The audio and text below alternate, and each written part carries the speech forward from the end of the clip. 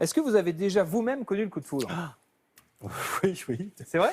Oh bah, je pense. Vous avez de la chance. Je crois parce que qu'il vaut mieux décrire à peu près ce qu'on a connu quand même, non? Ouais.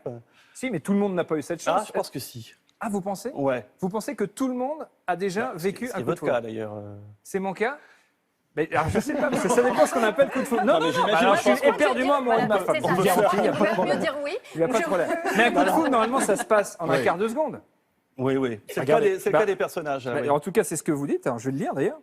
Mais soudain, en apercevant au loin la silhouette de l'autre, leur sang se glace, leurs pas vacillent. Un vertige qui dure moins d'une minute, le temps pour eux de rompre avec le monde d'avant, car plus jamais pareille occasion de se débarrasser des fardeaux de l'esprit ne se représentera. Donc ça veut dire que c'est immédiat quand même.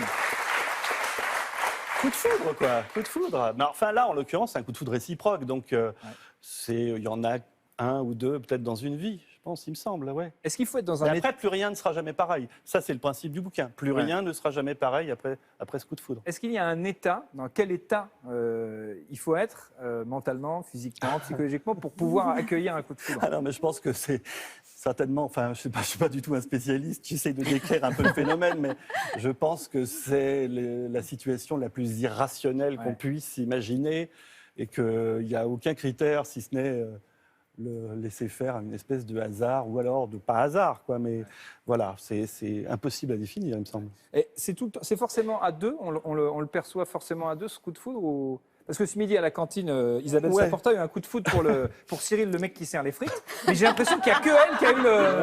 C'était Parce pas que Cyril n'a pas bougé. C'était un amour déçu dans Je pense l'œuf, que là, en fait. ça Tu es dans s'appelle la... plutôt une veste plutôt qu'un coup de foudre. Voilà. Je vous remercie en C'est fait autre Thomas chose. Touroux. Merci. Merci pour cette petite humiliation. Non, je t'en prie. Bonsoir. Non, mais je t'en Qui prie. devait Non, rester non, entre nous. plaisantation. Qui Je devait pense que rester. non, C'est je pense que pas non, mais je pense que l'état de pamoison peut venir d'un seul, quoi. C'est-à-dire qu'à un moment donné, il va y avoir. Et là, c'est la loose, donc. Et est-ce que l'amour, c'est le sujet le plus romanesque?